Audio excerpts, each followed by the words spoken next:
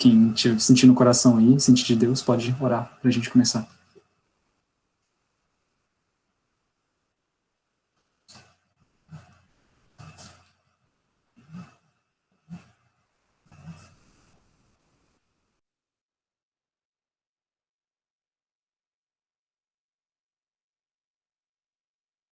Se ninguém for orar, eu mesmo oro então.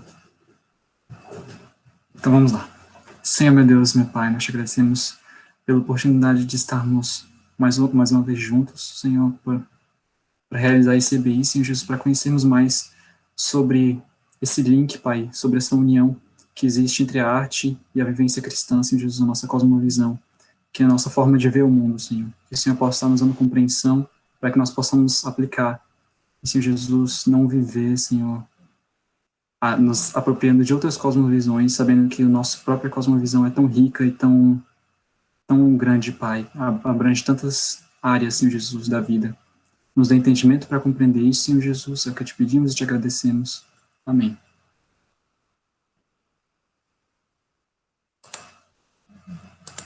Todos vivos? Então, antes da gente começar, vamos fazer um quebra-gelo para vocês acordarem. Deixa eu pegar aqui o quebra-gelo. A gente pensou em um específico dessa vez. Então, vocês podem dizer. Alguém tem um quebra-gelo aí? Me dá um spoiler, gente. Quem tá com... Tá, e sem o quebra-gelo. Não tô com... Como que era o textinho. Exatamente. Mas para quem chegando depois ver. Mas, em geral, é para vocês se apresentarem, falarem os seus nomes, curso, e um artista ou uma obra de arte que vocês gostam. Pode ser de qualquer gênero, um quadro, pintura, uma música, um livro, ou um escritor, um pintor, um músico. Então, para começar, eu posso começar. Meu nome é Alan, eu faço design na UFSC, e eu gosto muito de O Hobbit, é um livro, é meu livro favorito, acho, na atualidade.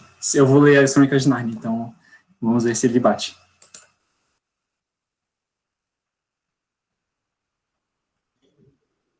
Meu nome é Lucas, eu faço filosofia na UFSC e eu acho que atualmente meu artista preferido é uma banda chamada King's Kaleidoscope. Depois, quem quiser, eu posso escrever o nome. É uma banda muito boa, tem um instrumental muito bom. E é uma banda é uma banda cristã, né? Então, atualmente é essa. Historicamente é a banda Resgate, mas agora é King's Kaleidoscope. Opa. Bem, então, continuando aqui, eu sou Alexander, eu faço engenharia mecânica e a minha obra favorita é A Última Ceia, de Leonardo da Vinci, mas eu tenho um gosto muito grande por livros, especialmente por Tolkien. Eu gosto muito desse autor. Eu sou a Milena, eu faço fonoaudiologia. Eu gosto bastante de ler, mas ultimamente eu tenho ouvido bastante música e acabei de descobrir a banda Ipona, apesar dela já existir há um tempo. E tô achando bem legal.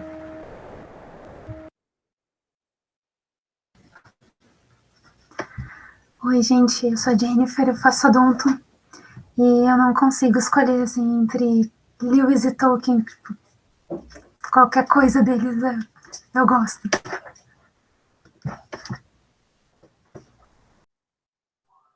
Oi, pessoal. Me chamo Daniel, eu faço filosofia também lá na UFSC. Eu escolhi um diretor de cinema, ele é novo, é o Ari Aster, ele faz filmes de terror, que eu gosto bastante. E ele tem 2 filmes lançados que eu gostei bastante. Eu vi os 2 no cinema e achei bem legal. Recomendo. É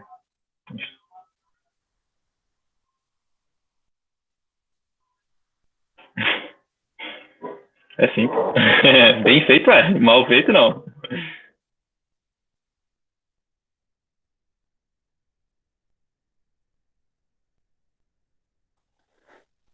Meu nome é William, faço mestrado em engenharia mecânica e e eu gosto da música barroca de Bach, mas uma música específica, ela tá na clássica, que é de Chopin, Noturno, e ela mexe muito comigo quando eu ouço.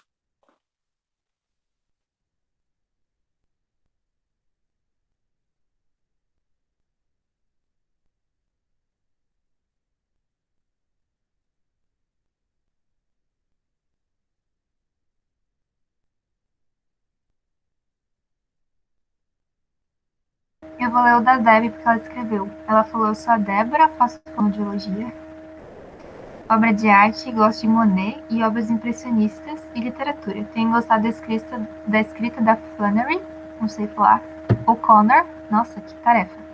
Ultimamente, acho que é isso.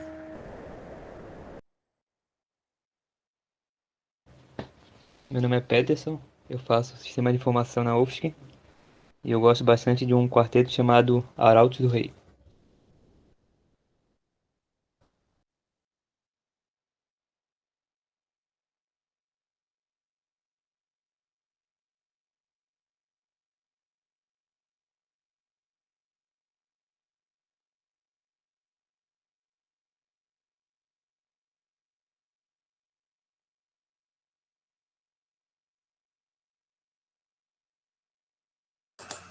Todos já foram?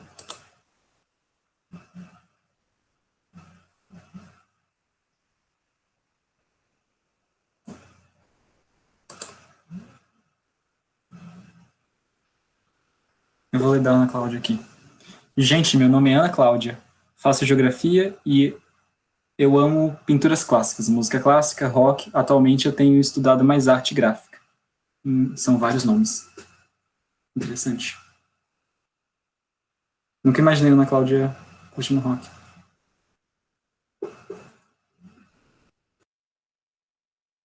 Preconceito aí, cara. Eu curto rock também, um heavyzinho.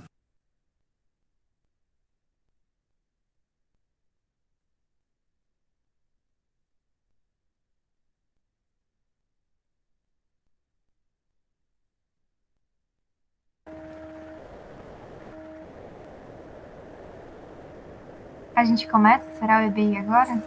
Acho que já pode ir. Acho que todos que iam se apresentar se apresentaram. Beleza. Então, Ávila, você pode compartilhar na tela o coisinha? Eu já mandei lá no grupo do WhatsApp o arquivo para quem puder abrir. Tá um pouquinho grande, mas não se assustem. Nós fizemos um trabalho de resumir. Estão conseguindo ver aí? Tentando. Estamos vendo. Beleza. Então, esse EBI que a gente preparou, ele é sobre o Hans Huckmacher. Eu vou começar a ler a biografia dele. O nome dele, na verdade, é Hendrik, que eu não sei falar, mas o Hans é o apelido do Hendrik. Então, Hendrik Roelof Huckmacher nasceu na cidade de Haia, na Holanda, em 27 de fevereiro de 1922. Sua família não era religiosa, e ele conta que é a ponto deles terem esquecido o tipo de bactéria quando ele nascia, apesar de ser tradição, nem perceberam. Entretanto, não havia oposição ao cristianismo. Como conta Huckmacher, seu pai até cria na existência de um Deus e que a Bíblia era um livro valioso, mas isso era tudo. Ele estudou numa escola secundária cristã por causa da qualidade do estudo da escola, mas não foi alcançado pelo evangelho ali e havia pouco interesse missional por parte dos professores. Quando ele ficou adulto, ele aspirava à marinha, mas por ocasião da invasão alemã em maio de 1940, dedicou-se aos estudos na Universidade de Delft. Ele diz: naqueles dias comecei a pensar mais seriamente acerca de problemas. E às vezes tinha a sensação de que Deus podia desempenhar um papel importante em nossa vida. Ele era secularista e formado em engenharia naval, e foi após ser aprisionado num campo próximo a Nuremberg, na Ucrânia, que decidiu ler a Bíblia, entre aspas, como um homem civilizado e com interesses culturais. Então, por isso que ele começou a ler a Bíblia. Assim ele declara: enquanto lia, pouco a pouco cheguei à convicção de que a Bíblia revela a verdade a nós. Huckmacher continuou a estudar todas as áreas das humanidades durante seu período de aprisionamento, por meio de livros que um ou outro lhe disponibilizava. Ele cita filosofia, psicologia, literatura e história da literatura em especial.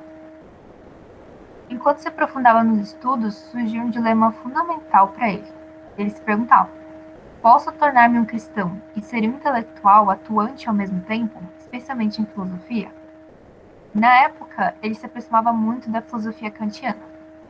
Foi só quando ele ouviu falar, por meio do seu novo capitão, acerca de Doived, ele sancionou a dúvida dele.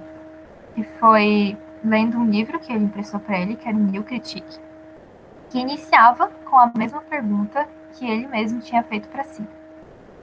Então, a resposta era negativa em relação a Kant. Ele não podia ter uma filosofia kantiana, né, e ser cristão, assim, uma coisa não ia bater.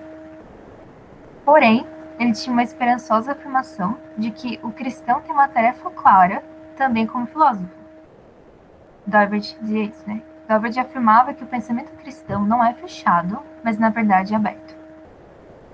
Com os seus últimos obstáculos a Cristo removidos, as leituras de Doived foram uma espécie de catecismo para Huckmacher. Após seu retorno à Holanda, foi batizado e admitido na Igreja Reformada de lá. Com a rendição japonesa, abandonou a marinha e focou seus estudos na história da arte. Seu desejo sincero de avançar o reino de Deus em algum campo da cultura e seu entendimento do senhorio de Cristo, junto com essa intenção dele, levou-o voluntariamente a, conversando com um amigo, saber a área de menor atuação dos cristãos. E assim a encontrou, a arte. Ele estudou teoria estética e fundou um departamento de arte na Universidade Livre de Amsterdã, e essa tinha sido fundada por Abraham Kuyper. Ele encontrou-se com Francis Schaeffer em 1948 na Holanda,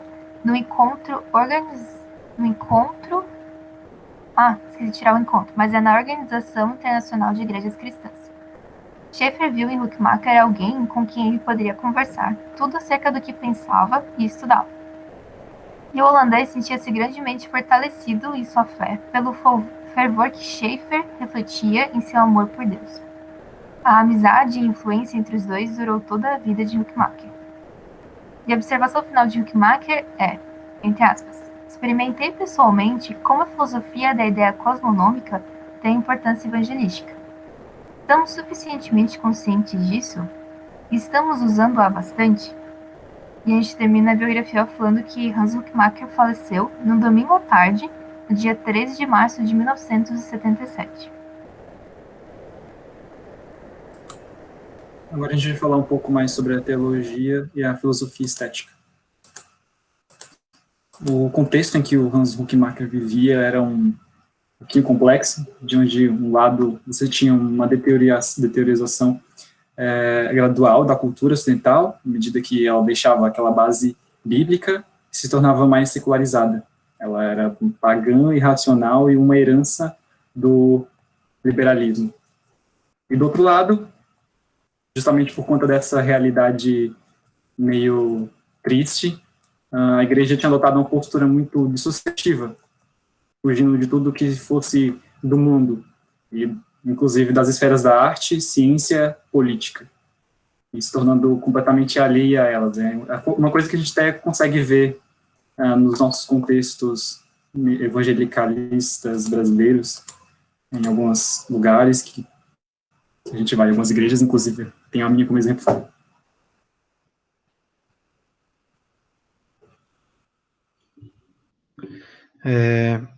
Bom, o Huckmacher foi esse cara que era um historiador e crítico cultural, né? Ele era um filósofo da arte, digamos assim, e sua visão da arte teve influência da filosofia da ideia cosmonômica, que a Milena leu ali no finalzinho, do Hermann Doivert, que também era um herdeiro do pensamento de Kuyper, que a gente estudou, acho que foi o primeiro que a gente viu esse mês, né? E essa filosofia, essa ideia, enxerga, então, o ser humano e a vida de uma forma integral, conectados ao cosmos, o universo, criado por Deus de maneira organizada, regido por leis distintas em cada esfera da vida.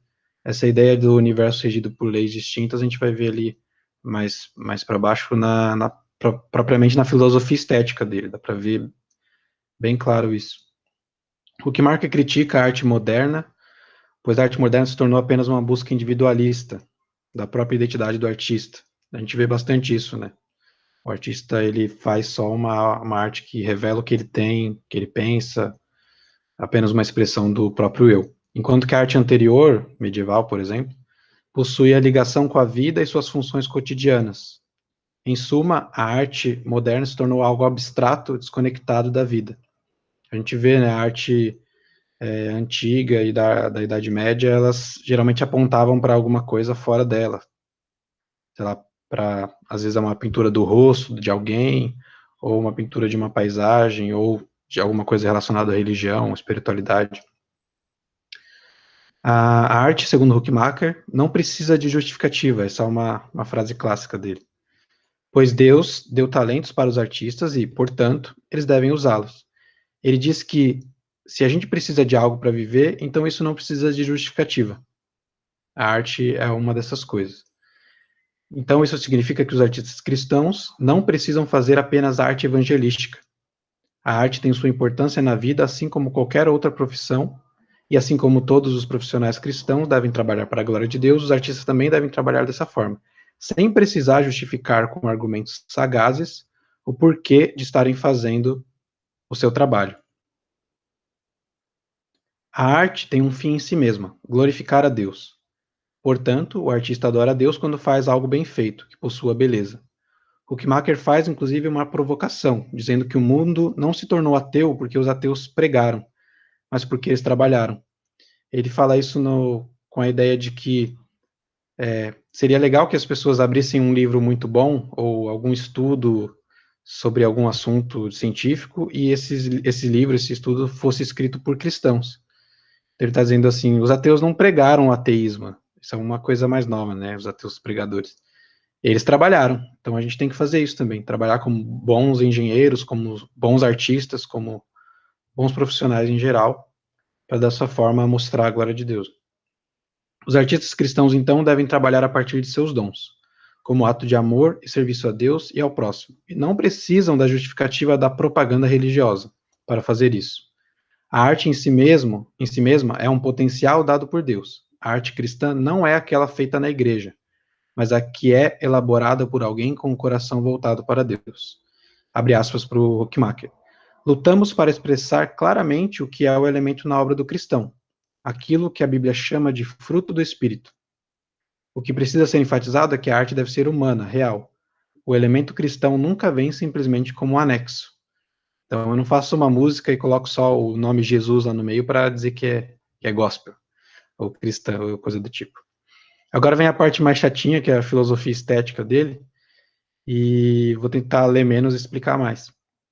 O Huckmacher fala, então, que o núcleo da esfera de lei estética é a harmonia bela. A esfera, porque são várias esferas de leis, né? Tem a estética, tem o espaço, a física, a esfera psíquica, a histórica, a lógica, a linguística. Eu não lembro agora quantas são, eu não coloquei todas aqui. Talvez o Daniel saiba aí, pode escrever no chat. Mas são várias, 15, sei lá, por aí. E ele diz que a estética, as outras esferas da vida, de lei da vida, interferem ou dialogam com a esfera da estética. Por exemplo, vou ler aqui, a esfera econômica ajuda a eliminar o que é esteticamente excessivo numa obra de arte. A esfera social, uma obra de arte deve ter correspondência com os membros de alguma cultura específica. Deve tanto influenciar uma cultura, quanto expressar essa cultura de algum grupo. A esfera linguística exige que a obra de arte tenha algo a dizer para nós, algo que nos atraia. A esfera lógica mantém as partes de uma obra de arte em uma conexão lógica, coesa. Talvez Huckmacher não gostasse tanto de obras de arte contemporâneas, né? Ele é mais clássico, assim. A esfera psíquica tem a ver com a emocionalidade expressa pelo artista em sua obra. A esfera do amor impede que uma obra de arte degrade o ser humano e que justifiquemos um conteúdo feio com uma forma bela. A esfera da fé nos mostra que todo o processo de criação de uma obra de arte é regido por uma crença. Além disso, Huckmacher afirma que a arte tem funções pré-estéticas, a função social, a jurídica, a ética e a função da fé. Sobre a dimensão da fé, o pensador holandês nos desafia a não ignorar o aspecto espiritual das obras de arte, já que todo artista expressa aquilo que acredita, nenhum artista é neutro. Finalmente, Huckmacher afirma que a arte só pode ser significativa quando está plenamente integrada à vida, uma arte que está ligada ao nosso cotidiano. Pode comentar, Daniel. Desculpa aí atrapalhar, gente. Semana passada eu revi até recomendo, dá para perceber assim, né? Claro, eu não tenho tanta aproximação assim, né? Mas do que o Huckmacher expressa, né? E o que o Roger Scruton, né, fala. Eu revi semana passada aquele documentário dele, né? Porque a beleza importa, né? É muito interessante, assim, como ele claro, não é dos mesmos, ele não é baseado na mesma filosofia, né? O Scruton, mas ele argumenta, né? Como a arte, né? E a beleza, né? Ela tem ela, apesar de ser inútil, né? Que ele diz, né? Que apesar de ser inútil, por ela não ter essa intenção de ser útil, é por isso mesmo que ela é útil. É muito interessante, assim. E aí ele dá um exemplo, por exemplo, na arquitetura, né? Que ele mostra lá os prédios que eles demoliram todo um bairro lá que tinha uma arquitetura toda vitoriana, assim, linda, para construir prédios tipo que a gente tem na UFSC, assim, né? Super modernos, quadrados, concretados, e foi abandonado, assim. E ele fala literalmente assim, sabe por que porque foi abandonado? Porque as pessoas não querem estar aqui, que é feio. As pessoas não querem estar aqui, tá jogado, aí ele até cita, né? As pichações que aqui tem, e que elas só terminam digamos assim, elas só terminam de enfeiar isso aqui, sabe? Só terminam o que já foi começado por outros, né? Enfim. E aí ele fala, né? Como a arte remonta também para questões espirituais e tal, e a beleza, né? E tal, e é muito interessante, assim, eu recomendo, né? Porque a beleza importa, né? Vocês podem jogar lá no Google, tem legendado 50 minutos, é bem bom, assim. Talvez dê aí uns insights também em relação a isso.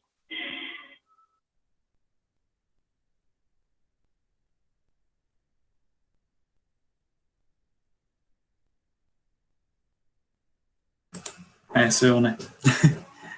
Muito bem comentado, Dani. Essa questão da arquitetura também estava conversando com minha família esses dias. Mas continuando. Eu leio Huckmacher, você, Jean-Paul Sartre. Famoso trecho da canção da banda brasileira de rock Palavra Antiga, além de fazer alusão a uma diferença geral entre o pensamento ateísta e a cosmovisão cristã, provavelmente faz uma referência à contraposição específica das ideias de Sartre, que afirmava que o Deus cristão era uma invenção do ser humano para não assumir a sua liberdade, ou seja, que o homem só é livre se ele contestar a Deus, enquanto que Huckmacher ele declara o justo oposto, que as coisas, ações e esforços humanos só alcançam o seu significado a partir do seu relacionamento com Deus.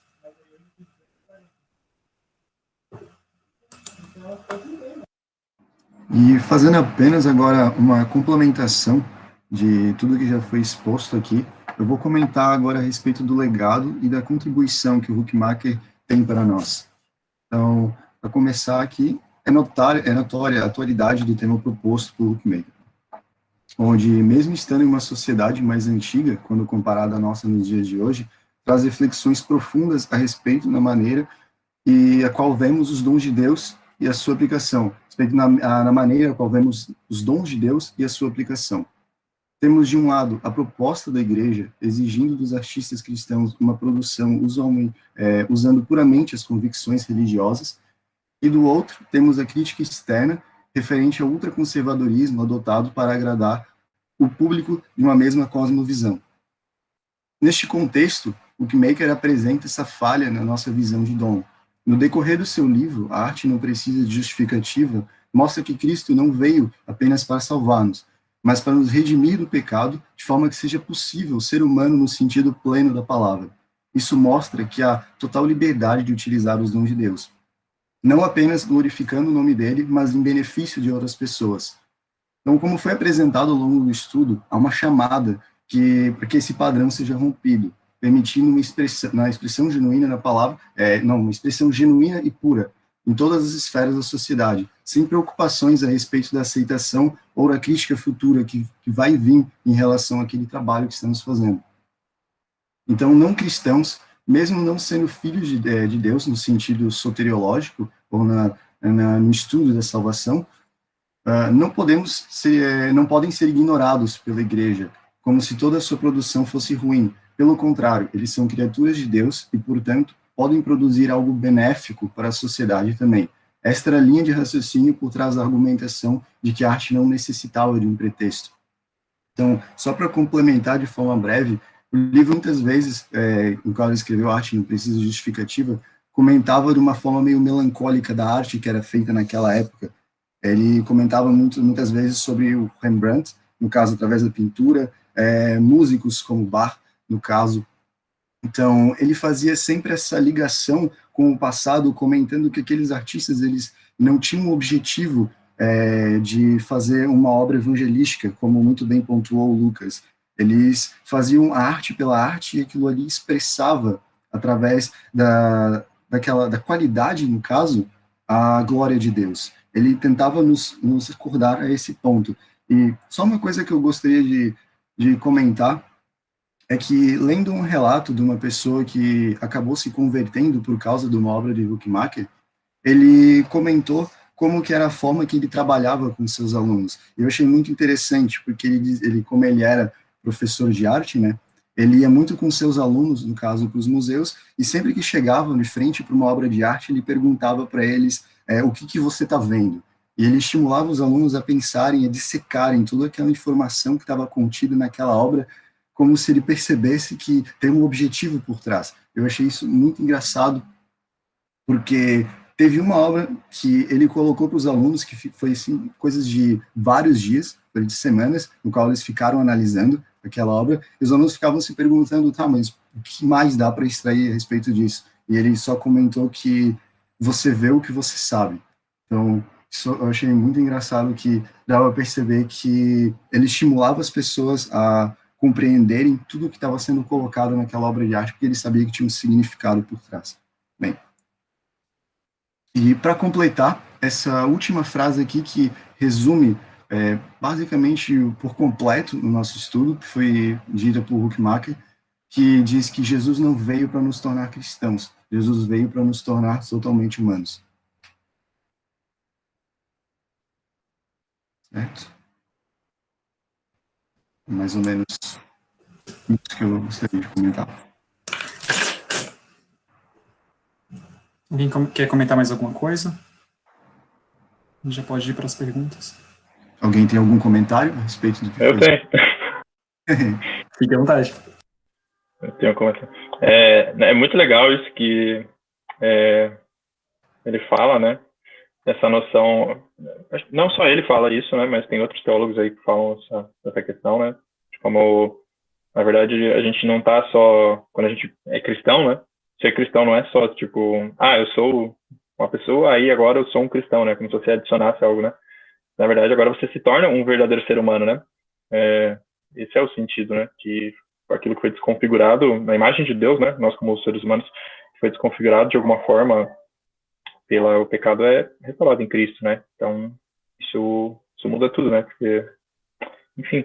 E também esse fator, né? Que vocês colocaram muito bem, eu gostei muito que vocês apresentaram isso, né? Enfim, a própria ideia do Huckmacher, né? De que a gente poder valorizar, né? E poder não ter medo, né? E não ter receio de produzir coisas que elas não são explicitamente cristãs, né? Elas não têm necessariamente um caráter evangelístico, né? E não que a nossa tarefa como aqueles que devem pregar o evangelho é diminuída, né? Mas pelo contrário, a gente expande, na verdade, né? Nosso papel, a nossa vocação como cristãos, entendendo o mundo e tudo mais. Então isso é muito legal, assim. E não sei se vocês vão comentar, né? Mas eu até conversei com vocês lá pelo WhatsApp, né? Que a gente tem os grupos aí, né? Que estou nos grupos aí dos estudos. E comentei de 3 artistas, né? Que o pessoal do Labri, não sei se vocês conhecem, né? Que eles têm um vídeo até no YouTube, depois se vocês quiserem, que apresenta 3 artistas cristãos contemporâneos, né? Que eles, em diferentes áreas, né? Que eles conseguem dar um testemunho fiel, assim, como cristãos dentro da arte, e não necessariamente apresentando como a gente está acostumado, né? Tipo, eu vou falar, né? Os 3 é o U2, né? O U2 é bem famoso, né? Mas para quem não sabe, dos 4, 3 são cristãos, né? Sempre foram, e um parece que agora está se tornando cristão, né? O que não é, né? O que não era.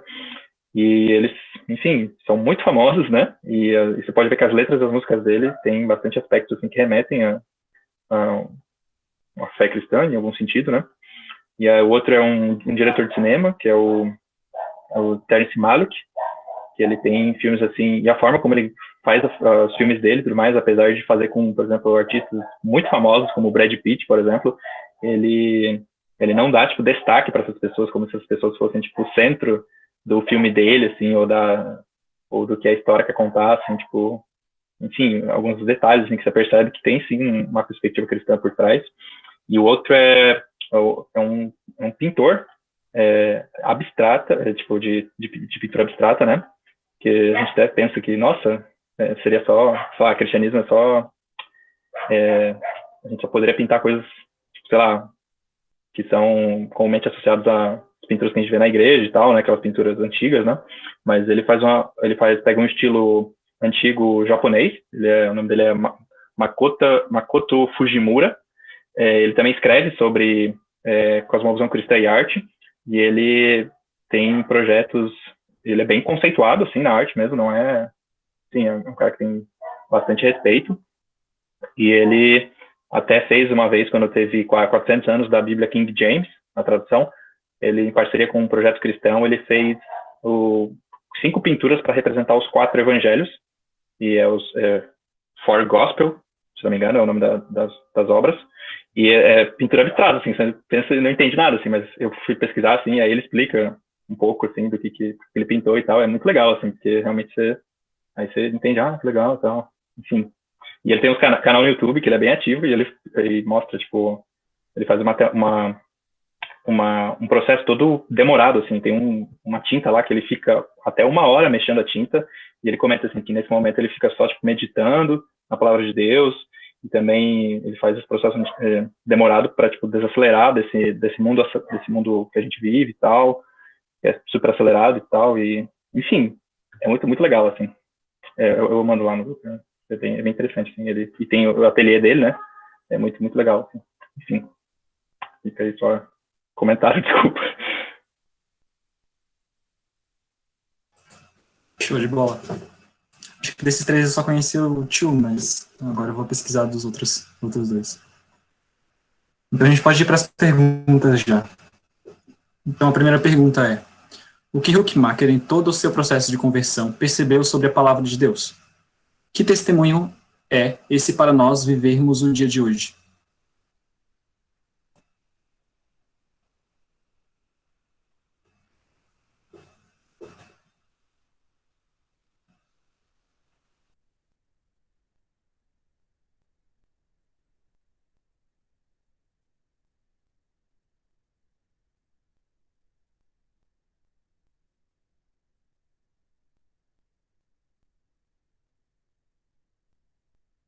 Qualquer coisa, dê uma espiada na parte da biografia.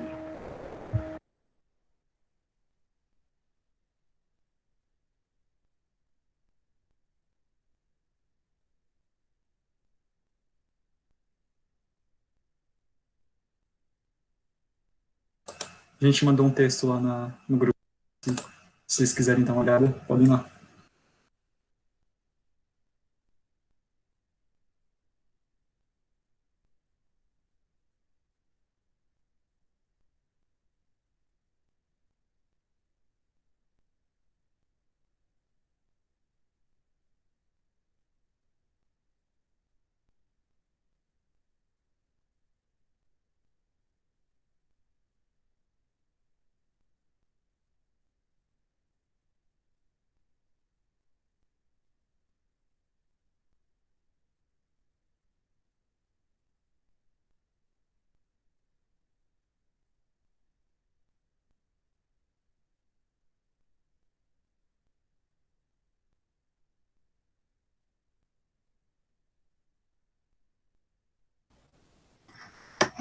eu achei interessante que ele fala ali que ele foi ler a Bíblia como um homem civilizado, tipo, para conhecer, assim, né?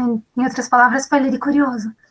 E Deus, tipo, a palavra dele é autossuficiente, assim, tipo, a palavra dele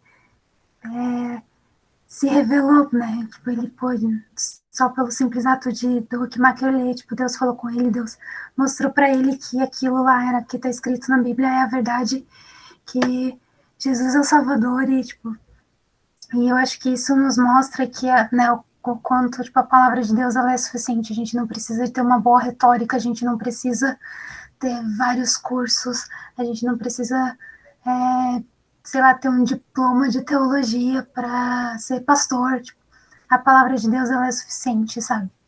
E, assim, é o que que eu acho, tipo, mais incrível, assim. É uma pessoa, ela pode ler uma página inteira, ela pode ler a Bíblia inteira, mas ela pode simplesmente ler um versículo e Deus, na sua grande misericórdia, pode salvar uma alma, tipo, assim, né, sem, como eu posso dizer, sem um grande estardalhaço, sem algo, tipo, mirabolante, assim, não, tipo, Deus não precisa desse tipo de coisa, Ele pode fazer esse tipo de coisa, mas Ele não precisa. Então, assim, a mesma coisa a gente não precisa, né, fazer um grande discurso, ser, tipo, super bom, ter uma oratória incrível. Não, a gente só precisa da palavra de Deus e falar. A palavra de Deus, ela basta, assim. Eu acho que é isso, é uma das coisas que a gente pode aprender com a conversão dele.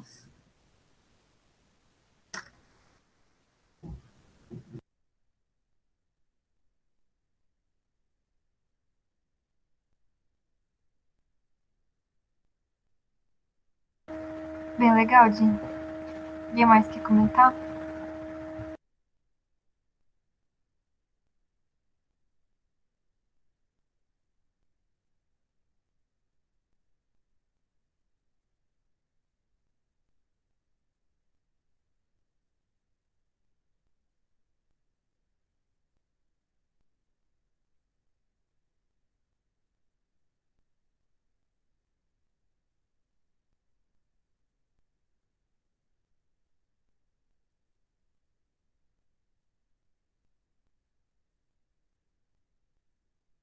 Deixa eu dar uma comentada então para falar um pouco do que eu pensei quando a gente fez essa pergunta. Se alguém me achar interessante depois de comentar no mesmo sentido.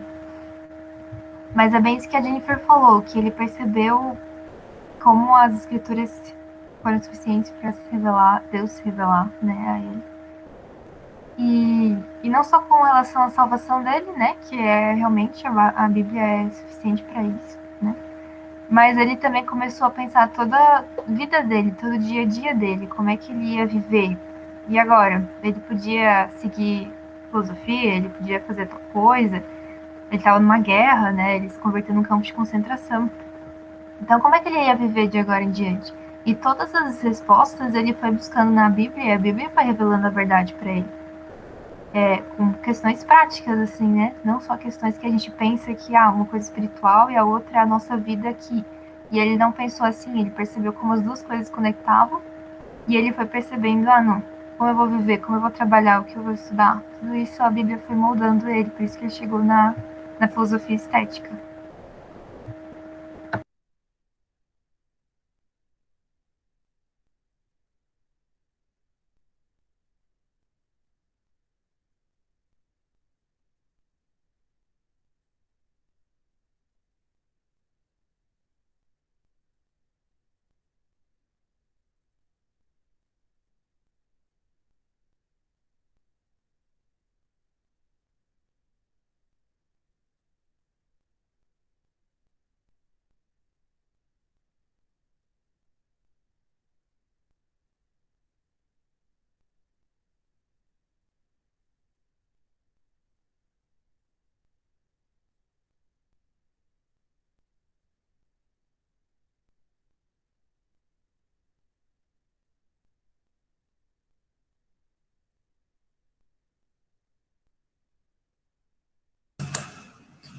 Então, acho que a gente pode continuar, né? A pergunta 2. De acordo com o que estudamos, o que é a arte cristã?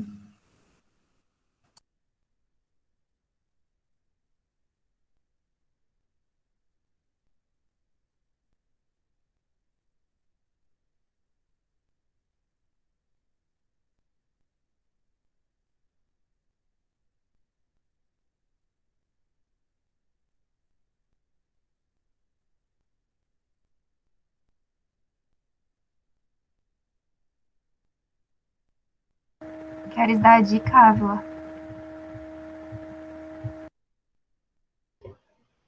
Música gospel. Não, tá no texto também. Tem um trechinho, não lembro agora exatamente onde, que traz ali uma pergunta simples, na verdade, pra gente guardar aí um pouquinho do conteúdo que a gente viu. Não sei se essa era a dica.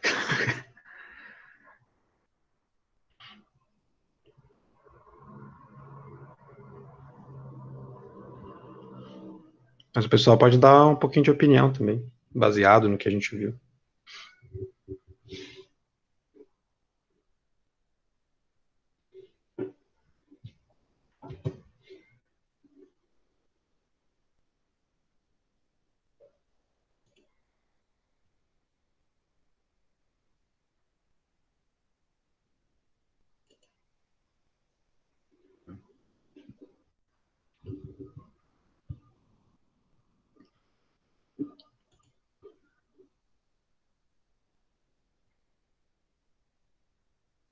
Eu vou tentar colocar no chat um pedacinho.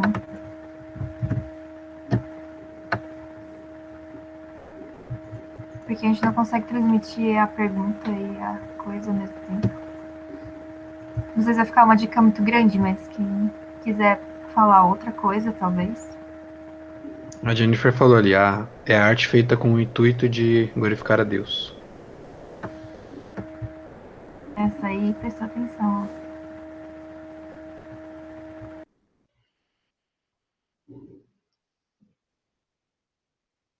A galera tá quietinha hoje.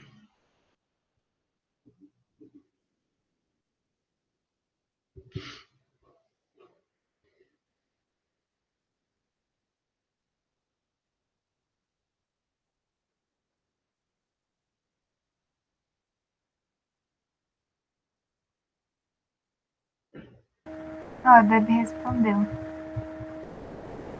Aquela que não precisa de justificativa.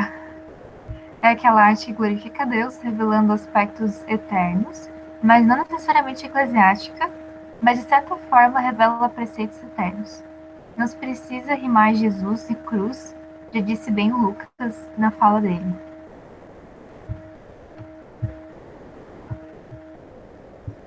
Verdade.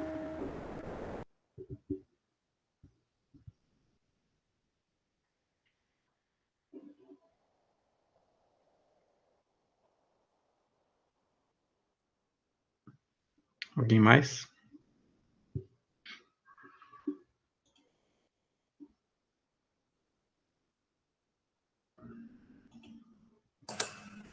Então acho que a gente já pode ir para a terceira pergunta. Se não tiver mais ninguém para comentar. Eu ia só comentar. Quando eu fiz essa pergunta, eu estava pensando bem no trechinho que eu escrevi ali. A arte em si. Peraí.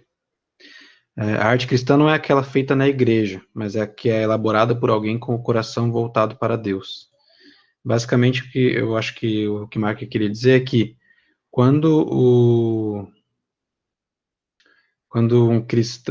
cristão é verdadeiramente cristão, ele vai colocar para fora naturalmente a sua cosmovisão naquilo que ele faz, não só na arte, né? Se ele não for um artista, mas ele vai colocar para fora, sendo ético, por exemplo, quando ele é um político, ou quando ele trabalha com finanças, com dinheiro, por aí vai.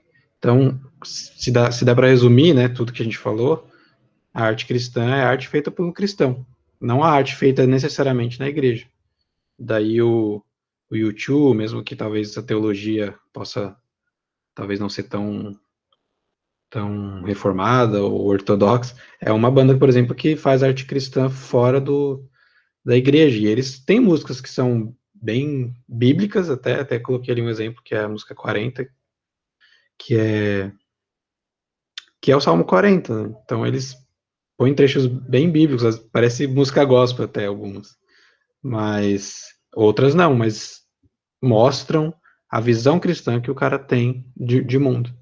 Então a arte cristã é essa, né? Não necessariamente uma música que traz um trecho bíblico. Lógico que essas músicas são muito boas, e eu gosto muito. E eu acredito que o Mark também achava legal, mas Alguém que faz músicas que falam da vida, do cotidiano, e fazem isso de uma forma bela, e que não degrada o ser humano, faz uma arte cristã. Posso comentar rapidinho só essa questão? Pode, claro. É que eu acho legal que o Huckmacher, né, bebeu bastante do Doivert, né, é que justamente o Doivert fala desses vários modos, né, da existência, da realidade, né, que é essas várias, como é que é outra palavra para isso? Esferas. Isso, perdão. Isso, ele fala dessas várias esferas, né, e são várias, né, você comentou algumas, né, realmente, eu tô aqui com uma imagem, mas é, tipo, aritmética, espacial, cinemática, física, biológica, né, assim vai, psicológica, e uma dessas esferas é a ética, né, e acho que é interessante, até você comentou, né, claro, não rebatendo o que você falou, concordando também, só complementando, que acho que muitas vezes os cristãos, eles acabam não apreciando toda essa totalidade da realidade, né, e que Deus criou, e que a gente tem ali coisas para aproveitar e para trazer e para revelar ali de Cristo, e a gente fica muito restrito talvez a uma dessas esferas. Por exemplo, quando a gente pensa em, sei lá, cristianismo e trabalho, a gente fica